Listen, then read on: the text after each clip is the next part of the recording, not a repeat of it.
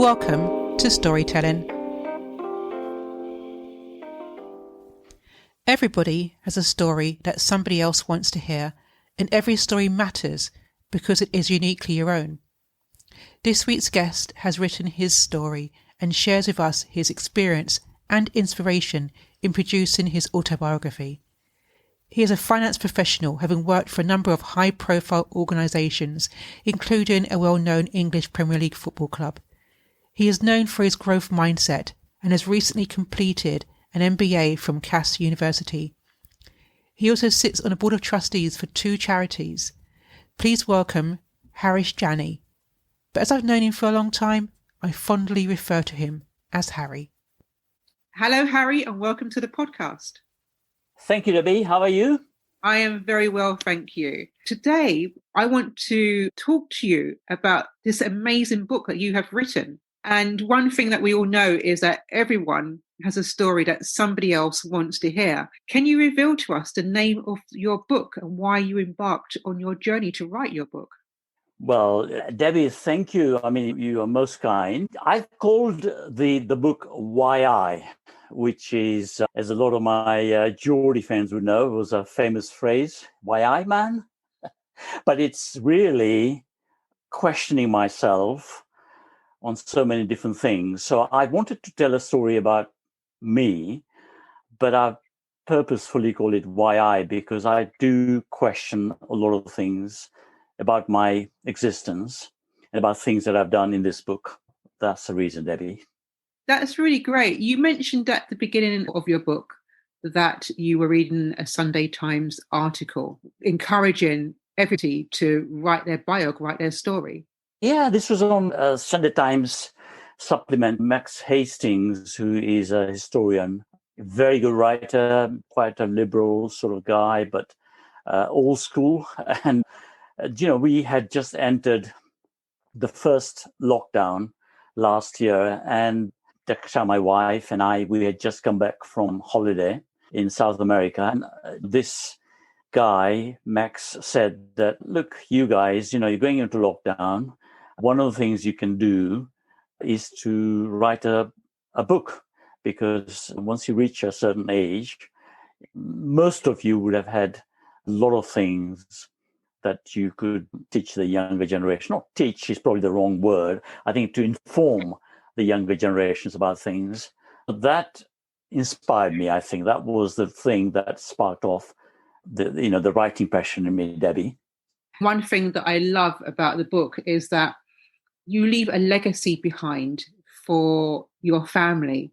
So if they ever want to look back at your life and your life experience, they haven't got to do much research because it's all there. And one thing that really interests me as well, the story predates your birth. So how much time did you take to research that detail? I've been lucky enough to have spent a fair bit of time with my parents, and I've been to India with them when I was a little boy. So I was lucky enough to see a lot of people. And, we keep a kind of a family tree. So there was enough information that I had to talk about it. I didn't have an awful lot going back, what you see, in the television program, not kind of many generations, but I certainly had information about a couple of generations before me. And how long did it take you to write it? Oh, once I started writing, it kind of flowed pretty quickly. So I finished the core book, which is about 200 pages, just under 200 pages. I think it's about 6 to 8 weeks, Debbie. It was fairly quick, yeah. You take us on a journey through the book from East Africa, India, and the UK. And you mentioned many traditions and the differences with each experience. Can you tell us a bit more about that? Yes, so I kind of was born in East Africa, in Uganda, of Indian parents. And the lifestyle in Uganda was gorgeous. I mean, Uganda was called the Pearl of Africa, because it sits at about nearly 5,000 feet above sea level, etc. So, I mean, it's a gorgeous place. But it also had a bit of history behind it in that, a lot of Asians got kicked out in 1970s. So, the good times and bad times happened in Uganda. But the roots of the family were in India. We had a lot of connections and values, the kind of the core values that came from the Indian culture. So it was a mix of the two cultures. And of course, one of the things that I wanted to do was to come to UK to do further studies. So I've spent most of my life in UK and gone through a lot of things here and enjoyed things. So I kind of been lucky enough to combine all the three cultures together, really, over time, I hope. So, Harry, there's one person, there's a name that I'm going to mention. Sure. Who may have influenced you at a young age, certainly with Indian literature. Mm-hmm. Hapu Joshi. Oh, yes. Gosh, Debbie, you've done your research. So Hapu Joshi was our teacher in my secondary school. And his full name is Hari Prasad Joshi, so it's a similar name to me, really, in some senses. But he was an absolutely brilliant teacher, and he taught us history and also Gujarati. And he was the books, the Gujarati books, which were really kind of very elitist books, were taught by him. And he really was fantastic. So the books that I've mentioned in my book, and I've actually quoted names as well. And I remember there is a book called Raja Di Raj, and that book is actually like King of Kings is the English translation of it, and that also has got characters in it. And I kind of said somewhere in my book that there's a lady called Manjari in it, and I said, I'm still in love with that lady. I mean, she was that good, as a character in that book. What was your highlight writing the book? Was there a favorite part in the book for you? I would say that it kind of, I went on it's like when you are rewinding the tape, sometimes listening to your old favorite songs or watching a film that you loved in your childhood. It was a little bit like that for me. So I was, in this period when I was writing the book, it kind of made me think about a lot of things that have happened, because it's the first time really I've had a chance to, not do an awful lot rather than write a book. So it actually allowed me to trace the life journey again. So that was a kind of bittersweet experience. So your book it's almost like a Hollywood movie, because you have your beginning, your middle, your end, you have the highlights, the lowlights, you have the tragedy, you have the overcoming tragedies and the overcoming the challenges. And for me, as an outsider looking in, it's a story that triumphs all those tragedies and challenges. And what has your family response been to the book?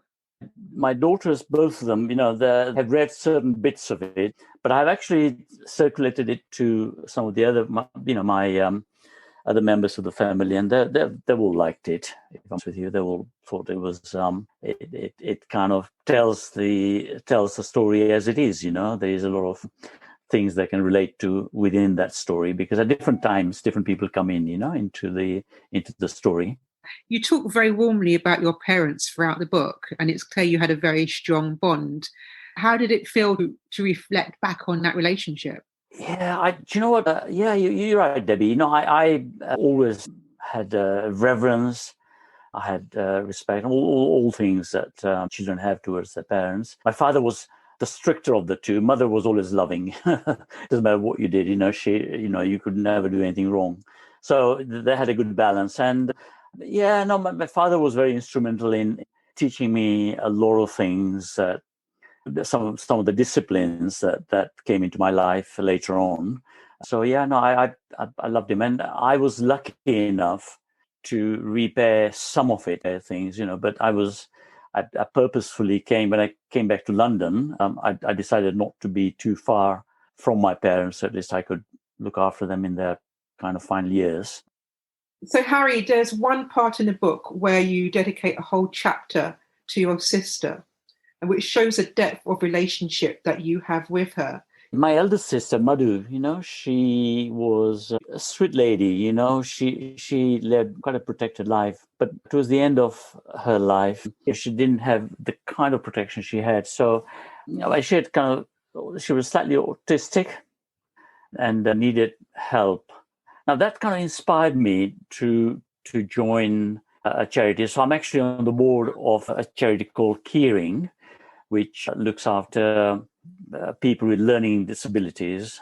And I've also joined a global charity, which is a niche charity, which is kind of more on the nutrition side of things. So it's kind of not related to people with learning disabilities, but it also looks after people in the developing world on the nutrition side of things. It's something that I hope I can help those charities to further their goals, really. No, it's very, very befitting of your sister's memory. So thank you for sharing that. Your last job, you were working at Crystal Palace Football Club.